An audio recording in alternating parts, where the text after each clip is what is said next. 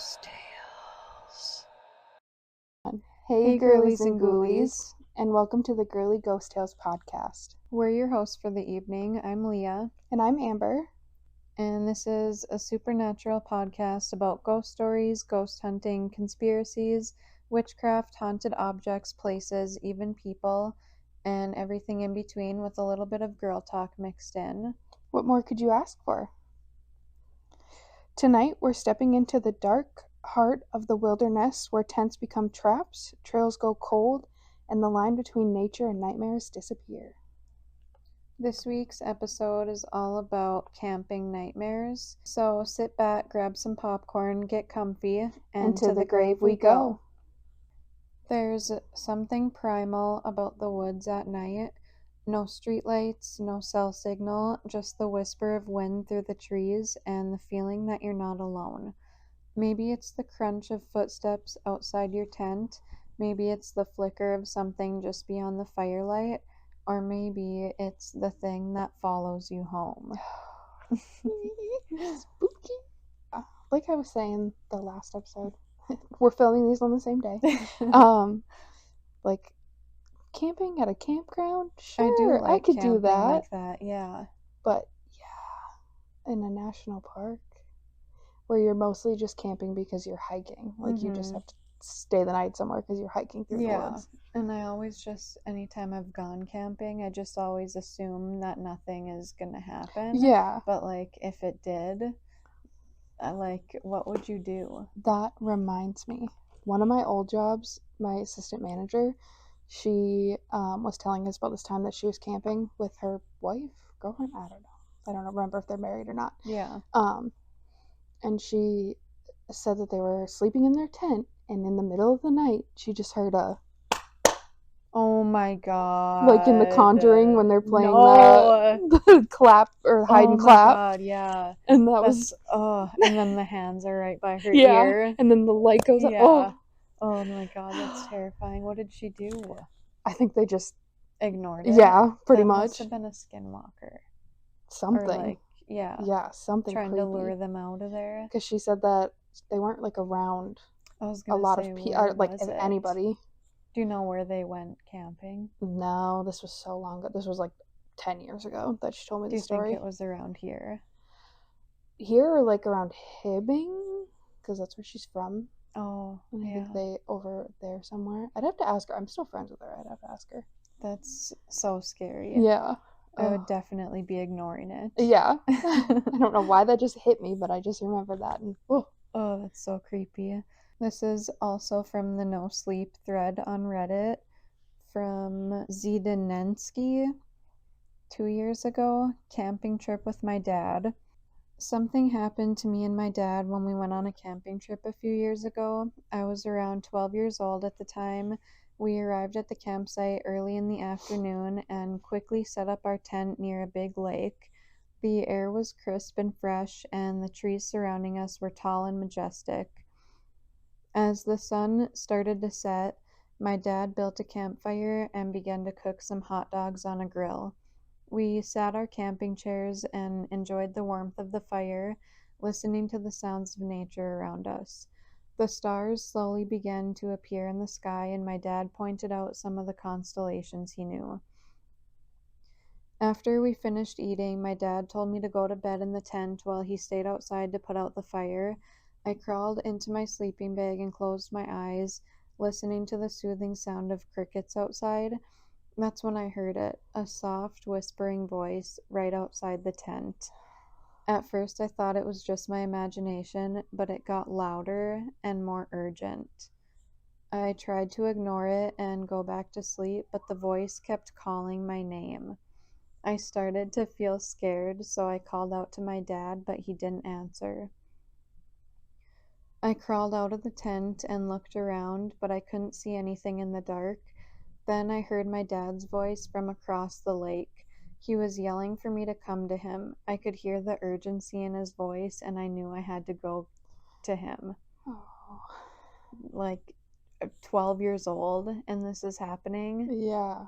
And you're alone, and your dad's on the other side of the lake after you heard someone whispering your name. Yeah. Like, I would literally be like, I think I I'd be. wouldn't go.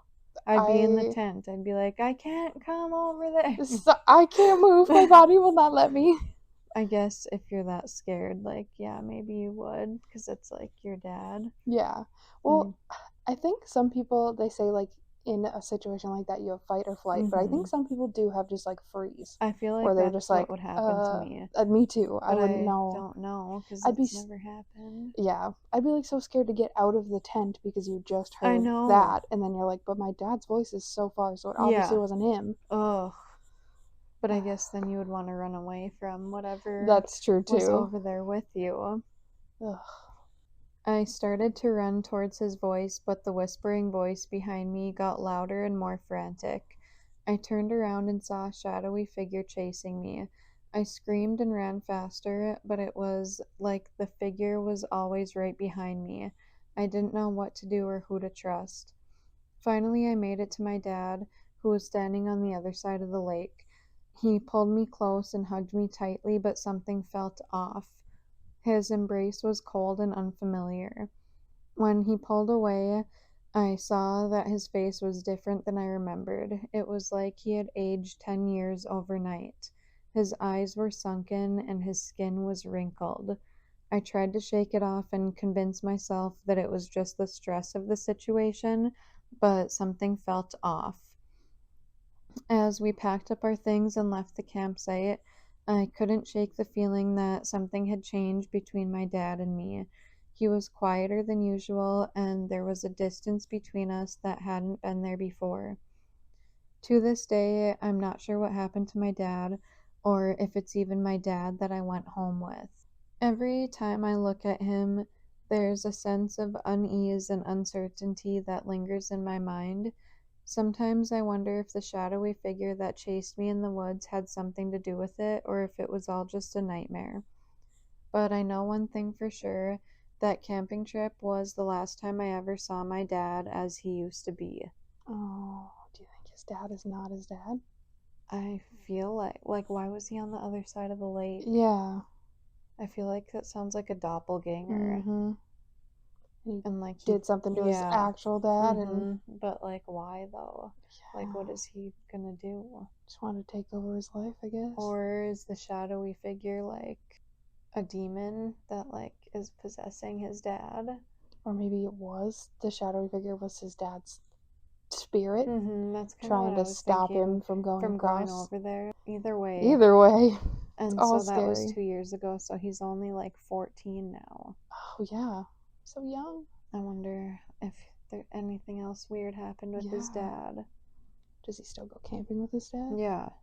I doubt it. I wouldn't. I never would go camping again, probably. Mm-mm. It's not for me. Just reminds me of like a mimic or a doppelganger Yeah. or something, especially like whispering his name. Mm-hmm. And it didn't sound like his dad. Trying to get him away from where he is, too. Yeah. The next one is about kids. Kids are involved in it, not like kids being creepy, but camping with your kids. So just remember this if you have kids and you want to go camping. Yeah. Horrors of the Woods 7 years ago. Never ever take your kids to Mount Rainier National Park. So this is a camping story, but it also just happened to be from Mount Rainier too. Ties in with the last episode. They said, about 3 weeks ago, I drove my son out to a national park for a little weekend camping trip. We took the 410 out from Tacoma into Mount Rainier, a place my own dad used to take me when I was a kid. I wanted my son David, who's 2.5, to find the same joy of the wilderness as I had, but I'm quite convinced that he'll be terrified of forests for the rest of his life. Well, also 2.5. What do they really know? I know. That's so young. But also, if it was traumatizing, they could remember it or, I guess, block it out. I was going to say, hopefully block it out when they're that young. Or they'll just grow up having like a fear of forests and woods. have no idea why. When we arrived that Friday, the weather was crisp and the first signs of spring had finally made themselves known. We walked or rather I walked with David on my shoulders for about 2, maybe 3 hours from the parking lot Imagine doing that with a 2.5-year-old on your shoulders. That Yeah. sounds like a nightmare. Mm-hmm. Into a Not for small, me. desolate camping ground with a pre-made fire pit. I'm not a very overprotective parent, so I let David wobble around a bit while I pitched the tent. Just as I was about done and was getting ready to unload our 3-day supply into the tent, I heard David make some sounds from behind me. Now I recognize these sounds immediately, as they are the sounds he usually makes when he's excited about something. I turned around and saw him sitting in the grass about 20 feet away, staring into the woods. More strangely, he was doing this thing he does when he's particularly excited about something, in which he is slapping both of his thighs repeatedly. Cute. I slowly walked over while trying to keep an eye on both him and the woods at the same time, but there was nothing in the tree line I could make out. When I was finally by his side, I asked him what he had seen, and at this his response was, "Monkey man, monkey man." Spooky Bigfoot. He was smiling, still slapping his thighs, and as much as I tried to match his excitement like a good parent should do, suddenly the serenity of the woods was replaced by a sense of unease. I fixed my eyes on the tree line and peered in very, very carefully. It was just such an incredibly strange thing for him to say. I picked David up, not wanting to leave him alone anymore, at least until I could regain some clarity, and walked into the tree line. I don't know how many of you are parents, but the last thing you want to do when you're taking your kid out for a fun weekend is frighten him. I mention this because the sensible thing might have been to hush him, to tell him to keep quiet for a while, but then I also knew that realistically this was just an imaginative manifestation. After a few minutes of scouting around with David up on my shoulders, I decided to return to camp. It was around 3:30, I believe, and so I made us some lunch, still keeping an occasional eye on the space at which David had been clapping and yapping just a few minutes before. As much as I tried to forget it, I just couldn't. I'm not superstitious, I don't believe in aliens, ghosts, or Bigfoots, but I suppose my parental instinct was simply in too much of a high gear for me to let go. So as the cold sun was setting, I asked David a bit about what he had seen. To understand my story a little better, it might be relevant to mention here that David has a mild learning disability, which has particularly impaired his speech. He can understand fine, but his ability to communicate has lagged behind somewhat. As I was getting the fire going, I asked him about the monkey man. I asked if it was a big monkey man. David thought about that for a second. He then laughed and nodded. I then asked if it seemed like a nice monkey man, and David once again giggled in approval. I wasn't really sure what else to ask. Nightfall struck, and on full bellies I read a chapter from a book to him as he fell asleep in his sleeping bag. When I fell asleep myself, I had almost forgotten about Monkey Man. I awoke in pitch darkness. The fire pit was out. I reached out to feel for David, and panic struck me hard. He wasn't in the tent anymore. Oh. With only my underwear on, I stormed out, but realized it was too dark to see anything, so I dropped back into the tent and tore my flashlight out of my bag.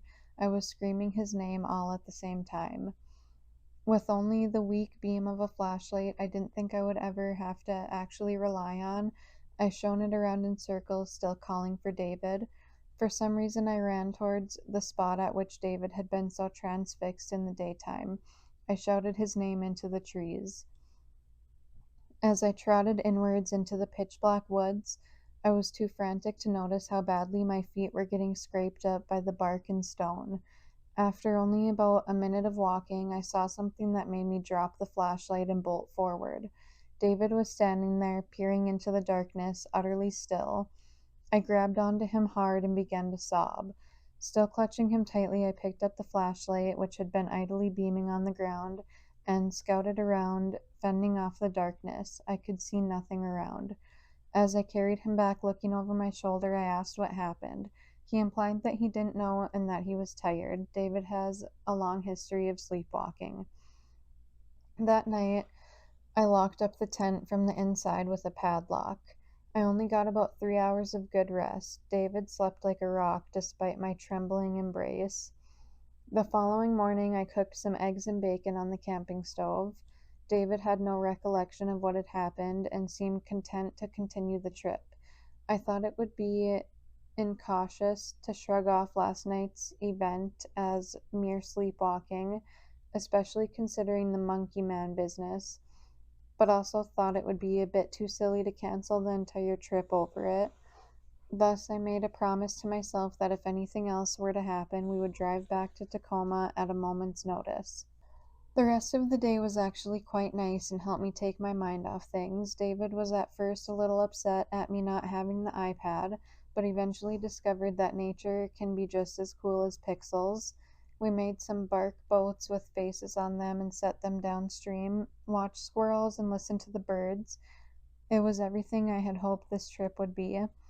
At dusk, when the trees stretched long shadows across the grass, David was getting too cold and too tired to play anymore, so I decided we would spend the rest of the day in the tent. I had brought along this game where you have to trace the outline of a person with an electrode, and if your aim is off, it makes a funny sound. I don't remember what it's called, but David found it hilarious. It's dumb, but supposedly helps with motor development. At one of David's turns, he made an error and the little speaker made the sound again, and David bellowed into laughter. What happened next filled me with a sense of fear that I doubt anything will ever match. From about 150 feet away, I heard the exact same laugh that David had made, only much deeper. Oh, It was almost like when you record yourself speaking, then digitally pitch it down. I froze, and this time I couldn't hide my reaction from David. I could tell by his face that he heard it too. I lifted a finger up to my lips to communicate to him that we needed to be quiet. It was at this moment that I also noticed that the sun had set completely. I also noticed just how dead quiet the woods were. Every second felt like an eternal minute as we sat there in the tent, absolutely still, enveloped in the silence. When the sound of my own heartbeat in my ears finally ceased a little, I slowly leaned over towards my backpack to get my handgun out. When I turned around to face David again, I saw that he had picked up the electrode again. I sternly removed it from his hand and whispered, "Not now, David." Then, just as I had said it, a low, broken voice whispered from literally inches from the tent, "Not now, oh, David." that's terrifying. I would die right there. Yeah. And you have your kid with you that And you you have have to take care of. 3 hours back to the car in the dark. Yeah, What do? Do you just stick it out in you the have woods? to just stay there. Like, you would get. How could you get back? He said the flashlight was like dim. That's true too. That'd be too scary for And me. you're carrying your stuff and a 2.5-year-old, like, Yeah. escaping a person who's like stalking you. I hate it. The next thing I'm aware of is that I'm shooting wildly through the fabric of the tent in the direction of the sound. David is screaming, and as the gunshots ring throughout the woods, I hear the last remnants of something sprinting away. With my hand violently trembling, I opened the padlock and jumped out with a flashlight in my left hand, aiming the faint beam into black nothingness. I grabbed David, stuffed everything within arm's reach into the backpack, and ran. The way back was pure terror. There was not a second at which I did not feel as if something was right behind us, ready to leap out from behind us or the side of the trail, out from the darkness. The only thing I could say to David was, "It's okay, you'll get the iPad soon. Do you want the iPad?" That's me. Same. Nothing ever leaped out at us, nor did I hear anything except for the rushing of the wind and the occasional running stream by the trail side. I was so out of it that even in the car, I kept checking the back seat just to see if there was something sitting in it, ready to destroy us. Yeah. Yep. That would be me too. Mm-hmm. I don't know how to explain to David's pediatrician what happened in Mount Rainier. I haven't even told his mother the full story, only that I thought someone came up to our tent and that I fired a warning shot. Needless to say, David hasn't been the same since. He's been getting constant headaches, which might be from damage to his ears by the gunshot. I don't really know how to end the story, but one thing is for certain, never ever take your kids out to Mount Rainier National Park. That is so scary. It's terrifying. Like, At first I was like, oh, fun, a Bigfoot. What a fun little experience. no. No. No. That's so creepy. And it's like mocking him. Yeah. Like whispering, like, not now, David. Yeah. Oh. Like it's making fun of him and like yeah. is listening to him. And the whispering. Yeah. The whispering is. And the mimicking the 2-year-old's laughter. Yeah. Like, also, mimics are just terrifying. Yeah.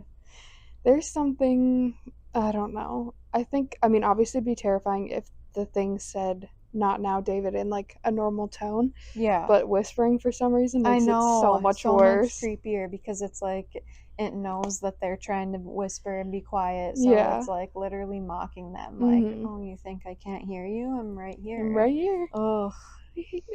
Like, I can't even imagine getting out of the tent. And running. Yeah. For hours. Yeah. That's. With a kid with you. Yeah. Like. That poor kid's probably just panicked. Mm-hmm. And just, you want the iPad? We're going to get the iPad. I wonder if the kid saw, like, I wonder what the kid saw. Yeah. And I wonder if that's why, if it's from the gunshot that he's not acting the same, or it's from whatever he saw and, like, being traumatized from his dad, like, shooting a gun and, like, running out of the woods. I just imagine that probably is going to be in the back of his brain forever. Like, forever. Even if he doesn't, like, remember. Yeah. He's going to have nightmares of, like, running through the woods and being like, what the hell? That makes me, like, wonder, like, if anything happened in, like, early memories and that's a reason for, like, fears and, like, phobias of stuff. Yeah. I was just thinking that. I was like, I wonder why I don't like water so much. I know. I was literally thinking the same thing. I was like, why am I so scared of, like, sharks and, like, the ocean? Yeah. Because, like, I do like to go swimming, but, like, Matt and I were just talking. There's, like, a sailboat for sale by our house. And I was like, yeah, we could take it to Duluth. And he's like, we could go under the lift bridge. That would be terrifying. And I said, that's as far as I'm going. We're going under the bridge and turn Lake around. Superior. It's that's too scary. I said, Lake Superior doesn't give up her dead, and I'm not going to be one of them. Some people say it's haunted. Yeah, that too. That's so scary. There's been so many shipwrecks out there. Mm-hmm. Yeah, I was like, no, we can go under the bridge, but we're turning right back around. Mm-hmm. Yeah. And then I'm getting off. Yeah, that would be me. Ugh, just the water is so scary. It's the scariest thing, I feel my dad told me a story about how he was fishing in Lake Superior with some of his friends, and it was like a nice day, and then all of a sudden it just like turned and there were waves like super high, and they were trying to like navigate through it to get to shore, and that's literally like a nightmare. Yeah. I did read this one to Juniper, and she did fall asleep. Really? But it is creepy. Obviously, she doesn't understand. Yeah. So, this was also on the No Sleep Reddit. It's by Zayla Mays 16. It's I'm never going camping again. 3 years ago, my friend group decided to go on a camping trip. Not just going to an RV park and chilling kind of camping, but a proper tent and campfire trip. See, I'm a chronic glamper.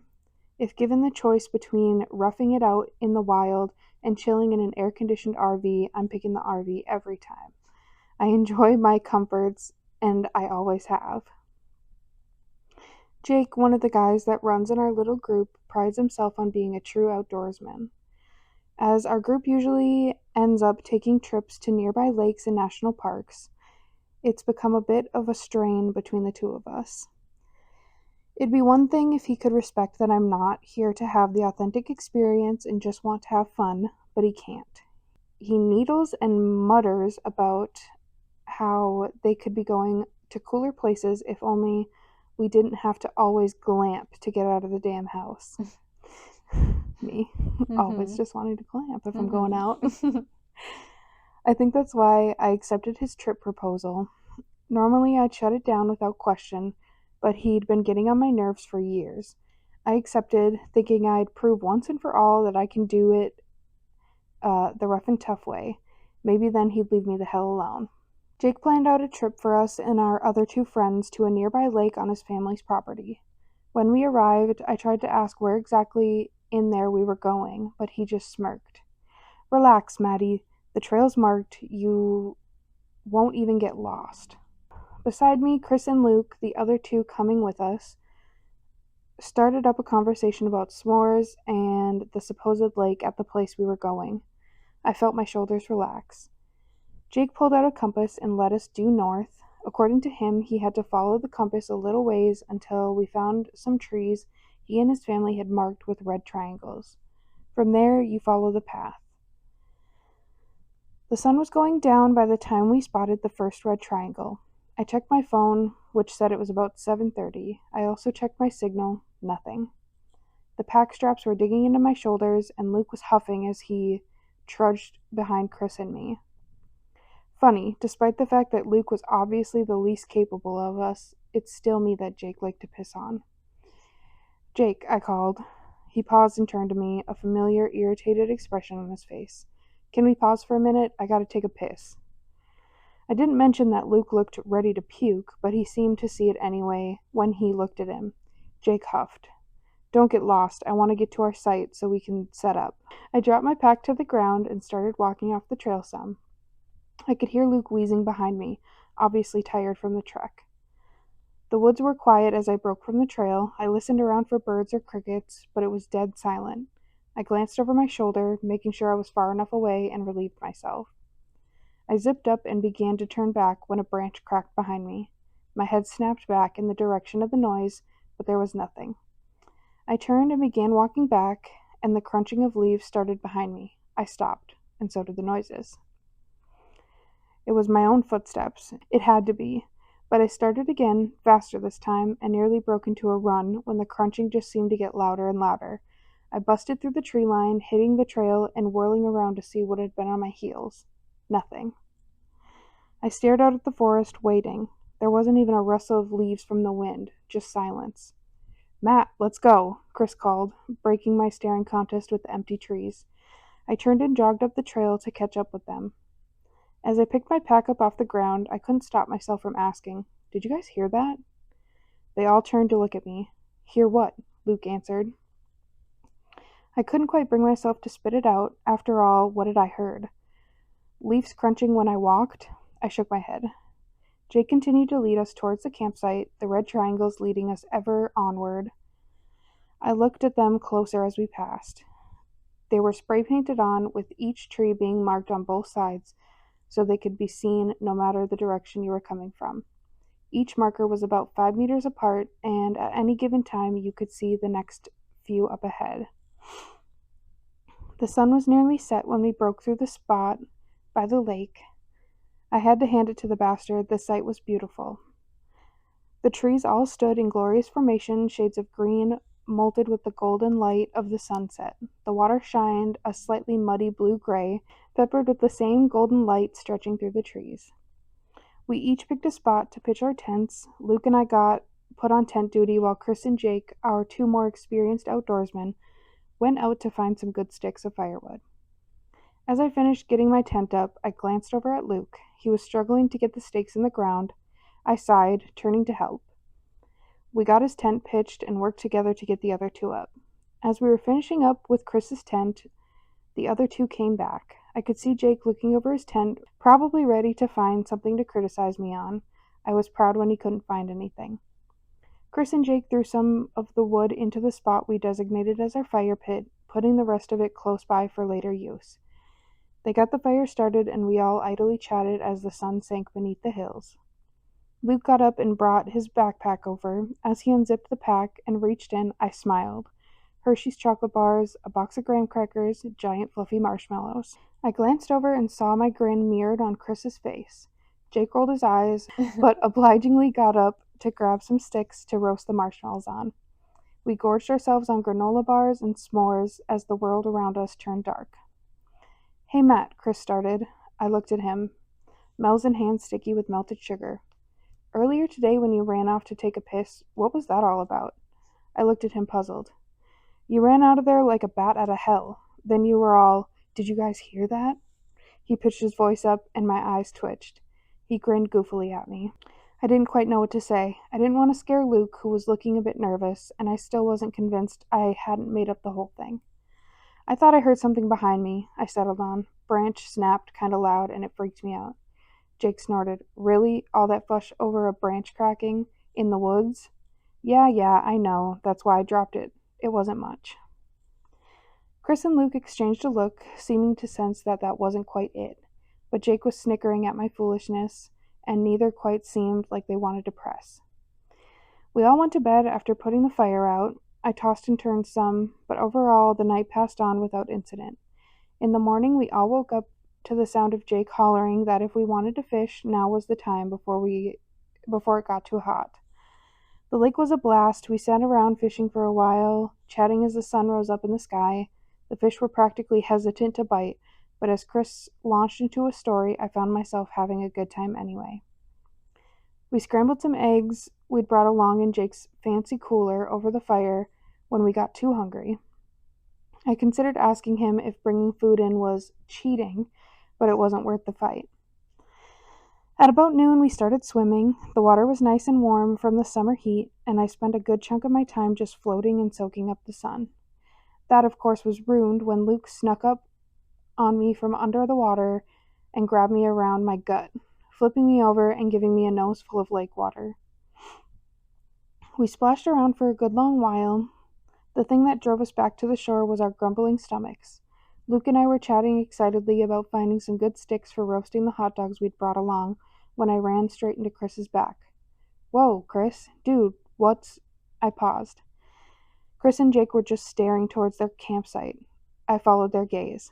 Plastic littered the ground. All the meat we had brought with us had been torn out of its packages and was gone, leaving only the wrappers behind. Luke's tent, which had the marshmallows and chocolate, had its flap shredded. The flap was still zipped up closed, but the middle was gaping like an open wound. My blood ran cold. Luke had caught up and was looking as nervous as me. Even Jake looked shaken. I mean, we are in bear territory, I tried to reason. Guess we should have locked down the food a bit better. Jake looked pissed. You think I didn't plan for that? No damn bear is getting into these containers. I don't even know why they would. The meat's all packaged. They say bears are pretty smart. Luke tried. That cooler had a lock on it no bear could undo. It'd have to bust the damn thing open. Silence weighed heavy on us as we looked at the cooler. The nice, shiny, pristine cooler.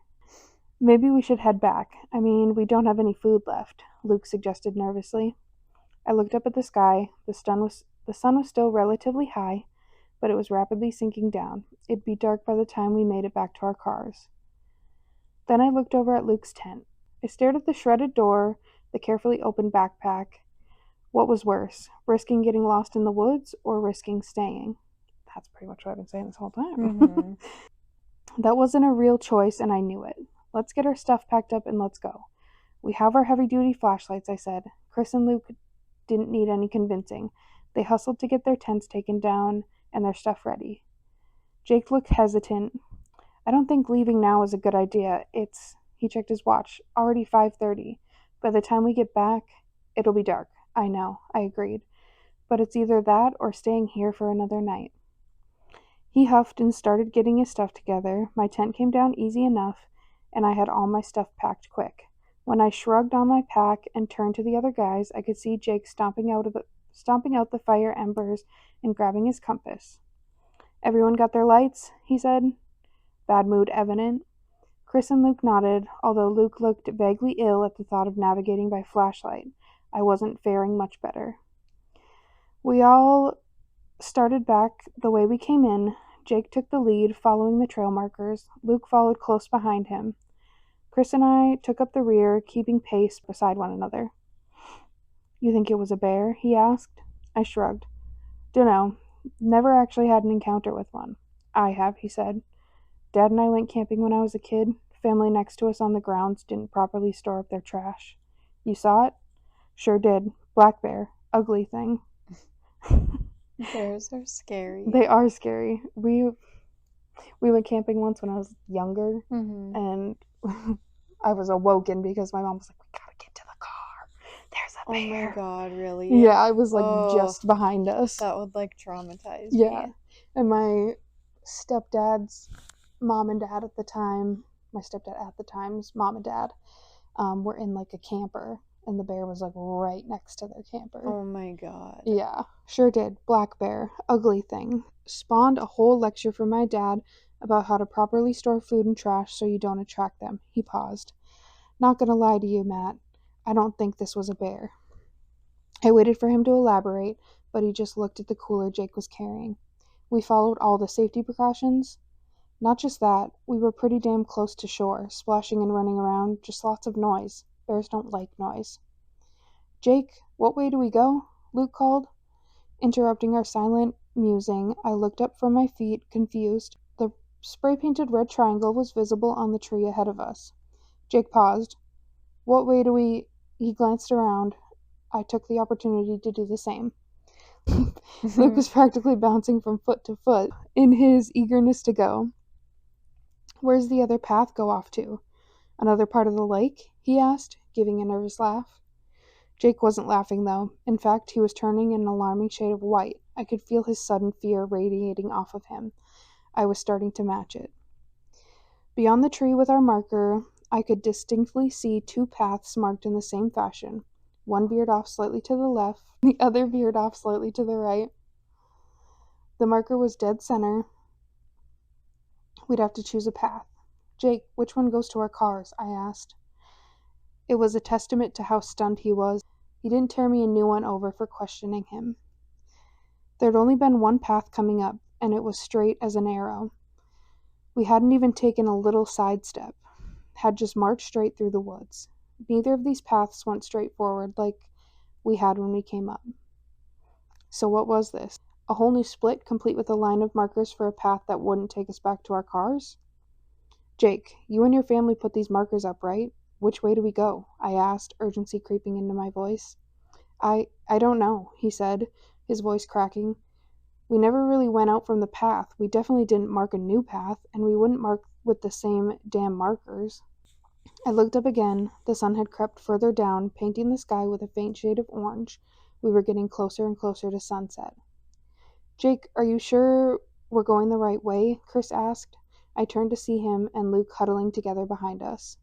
Yes, we go right. Ignore the damn markers on the left. We go right. How do we know, though? I mean, those aren't the same markers we followed, right? There was only one path coming up, Chris nervously asked. Jake let out a frustrated huff. He slung his pack to the ground and walked over to a tree with some low-hanging branches. I'll climb up here and find the clearing we parked near. That way we can ignore the damn markers and just go to the road. Happy? He snarled before grabbing the branch and beginning to climb. We watched him climb till about halfway up when the leaves began to obscure him. I could hear the branches rustling as he continued to climb. Well, Chris hollered. I see the road, Jake yelled back. We all let out a sigh of relief. This whole trip has been a bit of a nightmare, I commented. Chris and Luke both nodded. I waited to hear the cracking of the branches as Jake climbed down. They never came. We waited there at the bottom for what felt like an eternity. Jake? Buddy? You coming down from there? Chris called. No answer. Suddenly I heard the sound of something hurtling through the branches. The crashing was fast, a free fall as whatever it was collided with everything in its path. I jumped back in time to avoid getting knocked over the head with whatever it was that had fallen. I looked down. A hiking boot lay sideways on the ground, the ties unlaced. I looked back up the canopy. The wind blew a little harder, shuffling the leaves just enough for me to see higher up in the tree. Jake was gone. What? What do you mean? I know. I blinked once, twice, before turning back to the others. Chris and Luke were both staring at the shoe. Luke had Chris's arm in a vice grip. His breathing began to speed up in a telltale sign of panic. Chris looked back up. Jake, where the hell are you? This isn't funny. Still silent. We waited 5 minutes, then 10. The only noise around us was the wind rustling through the leaves and the sound of Luke getting more and more antsy. When 15 had passed, I turned to Chris. Left or right? He looked at me, startled. What path? Left or right? Dude, what are you talking about? We can't leave Jake. Jake's gone. I don't know how or why he seems to think it's funny to leave us here, scaring us half to death. I took a deep breath. We gotta get back to our cars, leave his pack there. When he wants to stop scaring the shit out of us, he can catch up. Chris paused for a long, tense moment before sighing. Yeah, okay. He looked over at the two paths in front of us. Look down to the left and see if it looks familiar. I'll look down the right. I nodded and walked towards the left path. Chris and Luke began towards the right, looking down it, trying to find some indication that was the right path. I walked to the first marker on the left. I couldn't understand why there were suddenly two paths. It didn't make any damn. I stilled. In front of me, a line of wet red had dripped down from the triangle. I watched it gleam wet in the setting sun. This marker was new, and now that I was close to it, I could smell the tang of copper. Oh, oh my gosh. My heart seized in my chest, and I quickly cut across the paths to Chris and Luke, who were discussing their trail. They turned to me as I approached. I think this might be it. It's this one. The other, I sucked in a ragged breath. The other one's fresh. Fresh? What the hell do you mean? It wasn't paint. The red is wet. It's fresh. Someone painted a new path with the same marker? That's so messed up. Why the hell would... Chris, it's not paint. Luke, who had been watching the exchange, cut in. What do you mean it's not paint? What else would it... I could see the moment it clicked for him. Chris, too, tensed in realization. Is this some kind of joke? You and Jake? He asked, voice dangerously low. I whirled on him, almost hissing in rage. You think I'd plan something like this? With him of all people? He can't even look at me without a comment on how shit I am at everything. The only reason he even lowered himself enough to pass me an invite is because he knew the two of you would want me to come along. And you think of what? Plan some scary haunted trail? Even as I said it, I knew he didn't. Neither of them did. They both just wanted some rational explanation for all of this. I pushed past Chris to check the trail marker. I got close and checked it. My heart about stopped. It was wet. I turned back towards the clearing we were in before, charging across towards the markers we had been following. Wet, wet, wet, all tinged with a coppery smell we'd been marching by too quickly to notice. I turned back towards Chris and Luke and saw Chris was right behind me. They're all wet? He asked, wrinkling his nose as the smell hit him. We shared a glance, looking at the triangle nearest to us. Now what? Here we were in a rapidly darkening forest, lost without anyone who was even slightly familiar with the area. I've got a compass in my pack, Chris answered. He set his pack on the ground and rummaged through it for a while before triumphantly pulling out the instrument. Jake had his on him when he went up the tree, but I have my own. He pointed in the direction off to our right. South is that way. We go that direction, we should get close to the road. As long as you and me and Luke stay close together, we'll be fine. I nodded and turned towards where Luke was. You hear that? We'll be fine. Just stick together and... Luke was gone. Nausea slammed into me, turning my limbs into goo. Chris wildly looked around, calling for Luke. I grabbed onto his sleeve, terrified. Chris, I said, keeping my voice low. He stopped his frantic yelling and looked at me. Chris, we need to get to the road and get back to our cars. Matt, we can't just leave Luke here. Jake knows this place, but Luke... Chris, we get to the car and we go somewhere with signal and we call the cops. They can come out here with dogs and search and rescue teams, but for right now, we have to go. I could see him internally fighting a battle, but in the end, he nodded. I kept a hold of his sleeve as he led us south. The woods finally got dark enough that I grabbed the flashlight with my free hand. Chris went to grab his too, but I stopped him. I've got the light. You keep leading us straight. He didn't fight me. He just nodded and continued leading us. Finally, I could see something between the trees. The road. I could hear Chris give a little sigh of relief, and we both started walking a little faster. Where's the other path go off to? Another part of the lake? A voice called behind us. We stopped. Dread crawled up my spine as Luke's voice washed over me. Chris was about to turn and call when I let go of his arm and covered his mouth. He looked at me angry, then the voice came again. Jake? What way do we go? I felt a whimper crawl up my throat. I met Chris's eyes and jerked my head in the direction of the road. He nodded.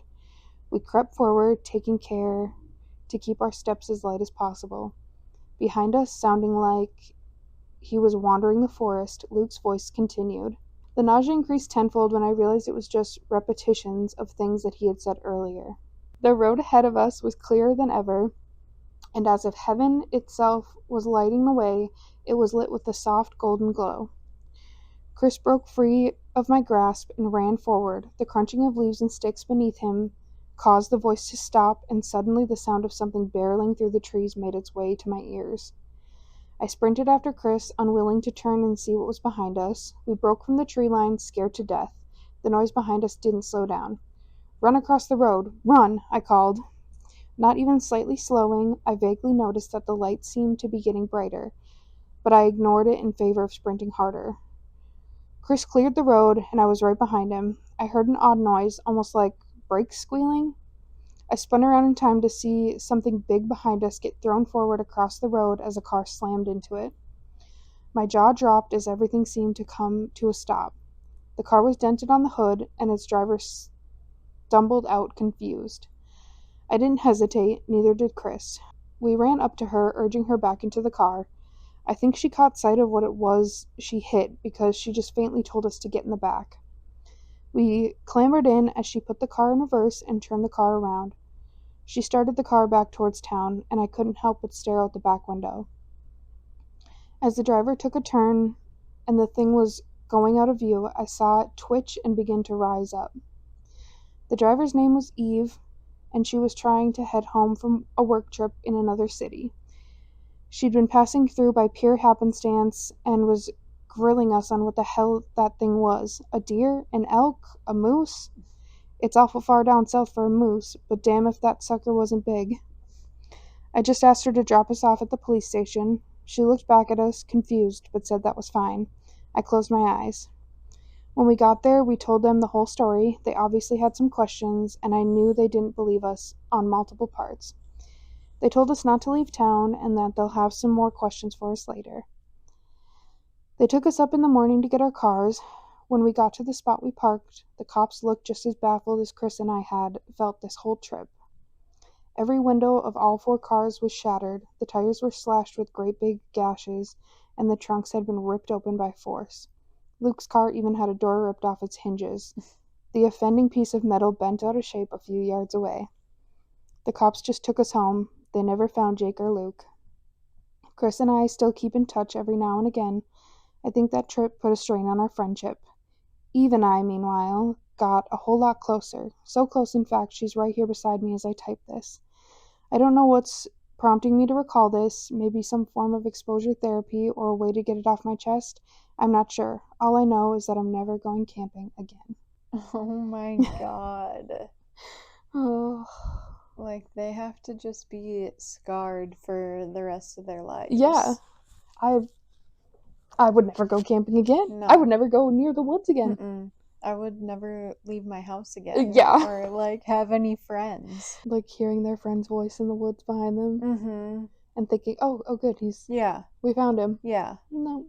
And, like, him climbing up the tree. And then just disappearing. Yeah, that's, like, the scariest part to Yeah. me, I feel like. Like, where could he have gone?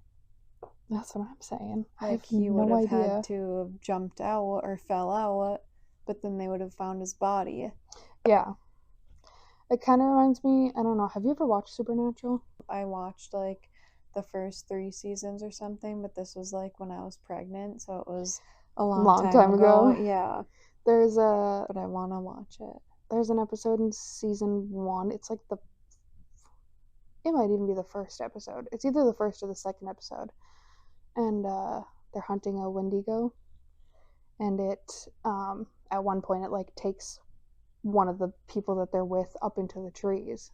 I feel like I remember that. Oh, yeah. That's so scary. And that's what it made me think of, just, like, it's, like, running through the tops of the trees. Oh, and then, my gosh, like, jumping tree to tree. Yeah. That's so scary. Oh. So many of the stories, they hear voices that aren't actually the people whose voice it sounds like. Yeah. They're just... Like, why is there so many mimics? I like, don't trying know. to lure people or, like, just, like, mess with them or intimidate them. It's like my biggest, that's not my biggest fear, but it is so scary. I cannot imagine being outside anywhere. I mean, people hear it in their houses sometimes too. Yeah, And you I like hear know. your own I voice hear or, that sometimes in my yeah. house. Like, if Odin's not home, I swear sometimes it sounds like he's in his room saying, Mom! Oh, And I'll just like hear it randomly, like faintly, but I never like say anything yeah, anytime I hear any weird noises. But I'm pretty sure our house is haunted though, I think like so. 100%. I think so. Yeah. I've been hearing Juniper's crying, but I think that's just the mom, my mom Yeah, brain. that happened to me like when Odin was a baby too. Like she'll be in the living room and I'll be doing something in the kitchen Mhm. and I hear something and I'm like, I go in there Mhm. and she's just like either sleeping or staring at the TV I or did doing that whatever she's doing. so many times. I like went into his room so many times because I used to think he was crying all the Yeah, time, and he was always either like playing or like not doing anything. yeah. Even now that happens sometimes. Like I'll think he's like crying or like saying something, and I'll go in there and he's just like watching TV. I'm like, why do I hear? It's just the mom brain, Yeah. the panic of being a mom, I Mhm. guess. Yeah, it doesn't get better or Oh, go love to away. hear it. Oh, Well, hopefully it does for you, but mine like gets worse. It's yeah. like worse about different things as they get like older, like getting kidnapped Oh, yeah. or like car accidents. Yeah, I was just thinking about that the other day. I almost got sideswiped by a car, but it was my fault. I was going to go into another lane, and I swear I looked in all of my things, and then as soon as I started going into the lane, I was looking back again, and then I saw the That's truck, happened to me before and I was like, too. ooh! It just had to have been in the perfect Yeah, spot. and I've also been driving before and seen a car that's right behind me in my rearview mirror, and then I look again and it's gone, and there's nowhere that it could have like turned Yeah. or gone. Or like I feel like I would have seen it turn. Yeah, Like it just happened so fast. Like I feel like I was just looking at it and I look back again and it's gone. And I'm like, what? I feel like it happens to me a lot because now I like pay attention too. Yeah. Well, yesterday we left my mom's house and my cousin, I assume she left a little while after us because she was still there when we were like driving away talking to my mom and my brother. And then when I got into town, I swear to God, it was her car that was directly behind me. And I was like, you would have had to have been going so fast to catch up to me. Really? Like, it was so weird. It was like same car, same make, same color. And she had this one thing on her windshield, like on the right side. And it was the same thing. I wonder if like that's one of either you or her going into like a Little slightly time. different, like you don't even realize it, that you like switch timelines kinda or Yeah, it was something. so weird. I was like, she had to have either ran straight to her car after we were down the driveway and just, Ran there and just sped all yeah. the I way. was like, there's no way she caught up to me that fast because I don't remember seeing her anywhere behind me on the road until I got off of the roundabout, and then all of a sudden she was right there, and I was like, where did you come from? Yeah, I feel like that, like stuff like that always happens in like cars. It's so weird. It's like cars are portals or something. I believe it because you're going so fast. I feel Mm-hmm. like that could be a part of it. Yeah. Mm-hmm. It's kind of like that thing too, where like you're driving and then all of a sudden you like come to a realization that you've been driving for so long, and And you're you like, don't how did I realize how make it this like any far? stops you did. Yeah, Yeah. I do that so Yeah, much where I I'm like know. driving through town and I'm like, was that a Me green light too. or a red I light? know. I like don't remember going through any lights or stop Yeah, signs like at all. Hopefully it's fine and yeah, normal. it's fine. Thanks, girlies and ghoulies, for joining us. Those are some serious spooky tales. But hopefully not too scary because we want you to join us again next week when we'll be swapping stories about haunted jobs. Trust me, you don't want to miss it. We're on Patreon for $5 a month. You will have access to all episodes 1 week early, behind the scenes footage, our live full moon ghost hunts during every full moon, our Haunted Dolls segment, Tarot Tuesdays, where we do readings and share ghost stories, and automatic entry into the monthly Girly Ghost Tales giveaway. So make sure to follow us on Facebook, Instagram, TikTok, and YouTube, and email us your ghost stories and anything paranormal at girlyghosttales@gmail.com. New episodes release every Friday at 6 p.m. Central Standard Time. Until next time, and remember, if you hear a whisper in the dark, it's probably just us. But just in case, keep your lights on and your doors locked. Remember, the veil is always thinner than you think. Good Good night. night.